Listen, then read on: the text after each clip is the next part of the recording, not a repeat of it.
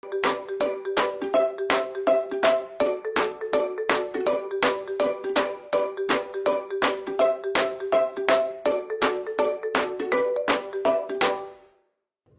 am going to show you how to organize your screwdrivers, whether they be flatheads or Phillips.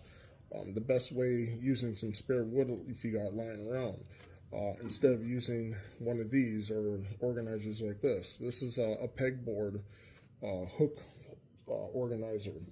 And the problem with these things here is that when you put your screwdriver in there, obviously it moves all the way around. So I'm going to show you an easy trick how to make sure your screwdriver stays nice and straight and flat, and how you can make sure you can organize it size to smallest.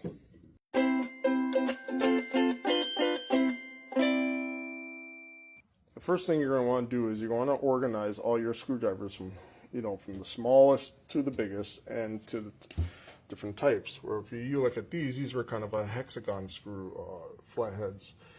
So I make sure I match all those up to the very last one I have, which this is a thinner one, but it's a circular. So I organize all that nice and neatly.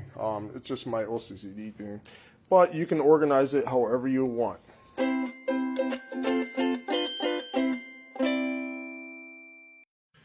Next, what you want to do is you want to measure out your length. After you get everything evenly spaced, you want to lay it out exactly how you want it to go into the organizer that you're going to make.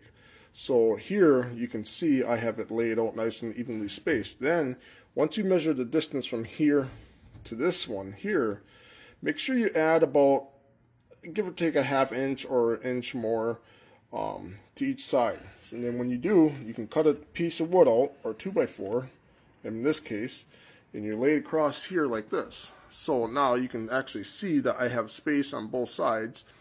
And that's pretty much how this is going to be my organizer. So once you get this cut to the size you want, we'll go on to the next steps.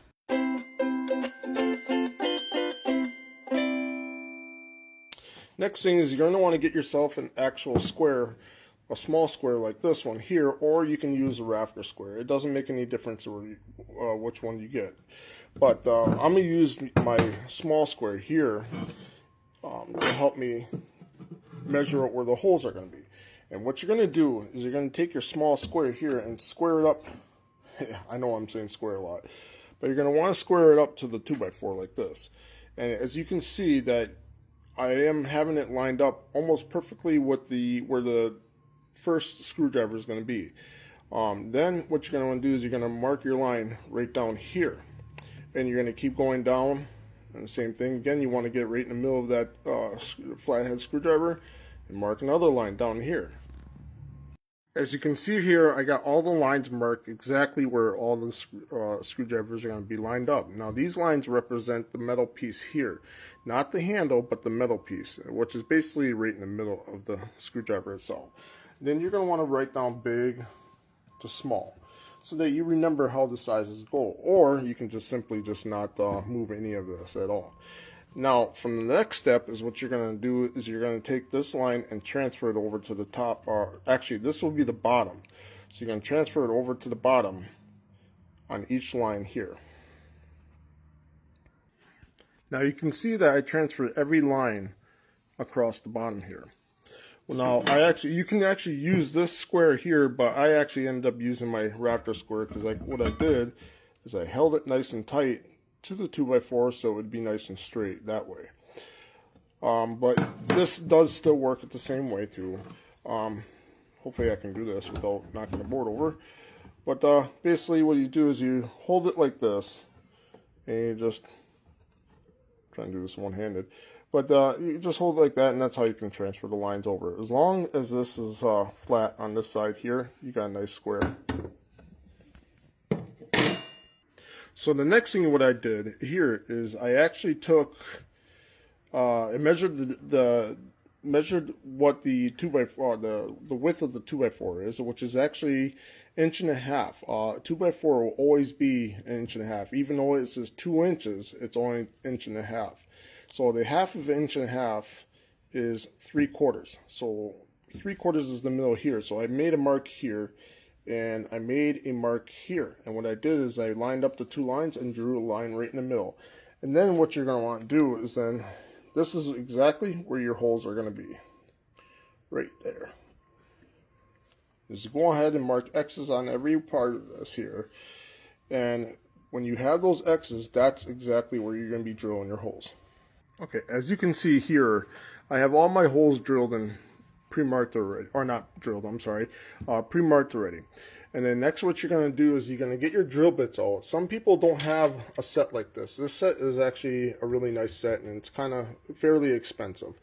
But what you want to do is you're going to find the drill bit that actually matches just a hair bigger than what the actual thickness of each screwdriver is.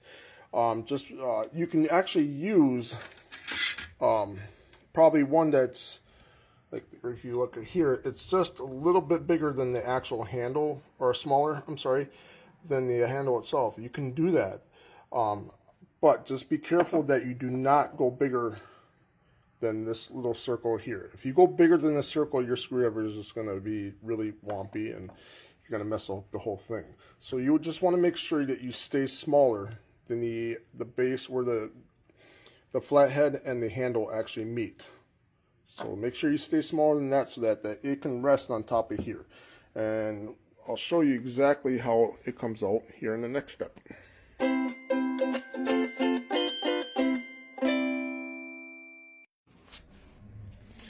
So as you can see, that I kind of goofed up. But I should have said that this was going to be your top, but it doesn't matter anyways, because if you made the other side your top, you can obviously that my holes are not exactly perfectly straight. And I'm not trying to be perfect or anything. I'm just trying to make this hold the screwdrivers. But what I end up doing is I end up kind of cheating a little bit. So I didn't use a different drill bit for each individual screw. I found a drill bit that actually fit for, all these sizes here. So that was one. And then I used the one for this one separately because it's the fat and thick one. And then I used a different one for these three here. And then finally I used the fourth one for all these small ones here, which worked out perfectly fine. As you can see, the different size of holes and everything they are. So what you want to do is you want to sand these splinters out and everything. And, once you get this all sanded nice, you can actually sand it down to where you can hide these lines. In this case, I used ink, which it actually doesn't matter. So it's not going to bother me any at all. But at least now I got the holes marked, and now I'm going to show you how to mount this.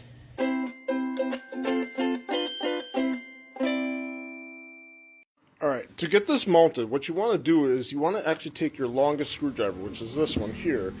And I actually goofed up. I actually had to use a different drill bit for this to make it a little bit bigger because it was just a little bit tight. But anyways, once you get your longest one in there, you want to figure out, where it ends or where it drops. Remember, take your longest one and put it in first. Where it drops, I'm having mine just a little bit high because I am going to be putting a whiteboard on here to level out this whole bench. But then once you get it where you are, what you wouldn't do is you're going to make a mark right around there. And then you're going to take a level, and you're just going to level it right across here. And that's exactly where it's going to land on. So what you can do is you can either screw this into the pegboard if you have any boards or anything behind here, which in this case I don't. The only board I have is right here. But if you have a solid backboard, you can actually screw it right into there. But just make sure that when you do screw it, you're not screwing right in this place of where your screwdriver is going to be. So in this case, like my screw would be here and another screw would be right here.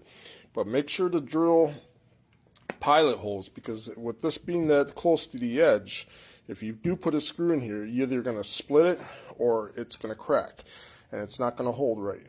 But in my case right here, what I found out where it's best for the pegboard is simply hot glue. This is commercial grade hot glue gun that heats up the glue so hot that it melts it really nice and fast. As you can see, this has only been on for maybe a minute or two and it's already hot and melting right away. So what I'm going to do is I'm going to put hot glue on the back of this, line it up with that mark there, and I'm going to hold it on there for maybe about 30 seconds and it will stick. as I'm going to show you in the next step. So now that I have my screwdriver mount or organizer mounted, it's nice and solid on there. It ain't going to move. That hot glue is going to dry. Sometimes it's best to wait about 3 or 4 minutes for that glue really to dry in there. But the commercial grade stuff will actually hold it on there nice and tightly. You don't need a whole lot of support to hold it on because you're only doing screwdrivers. You're not putting like hammers or a 50-pound weight on this. So it's not going to take much. So that will actually stick on it really nicely. And there you have it, folks. A nice, beautiful screwdriver organizer. And I know people are going to comment on this video and criticize it that these screwdrivers are completely out of size and everything. But the most important thing is I like to try to recognize it by the handle size. And, not necessarily the thickness or the type it is, but more or less by the size. And that's the kind of OCD with me.